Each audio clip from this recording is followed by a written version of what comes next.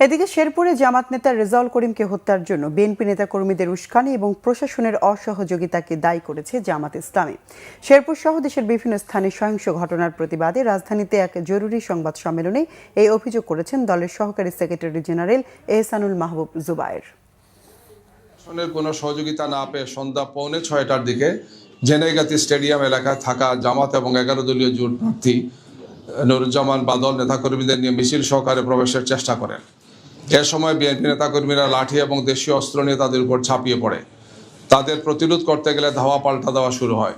এক পর্যায়ে জামাত নেতাকর্মীরা ছত্রভঙ্গ হয়ে উত্তর পশ্চিম দিকে রাস্তা এবং উত্তরের স্টেডিয়ামের দিকে তারা চলে যান। পেছনে পড়ে যান জামাতের শ্রীবর্দী উপজেলা সেক্রেটারি রেজাউল করিম। তাকে তখন একা পেয়ে কুপিয়ে আহত করে রেখে যায় বিএনপির কর্মীরা।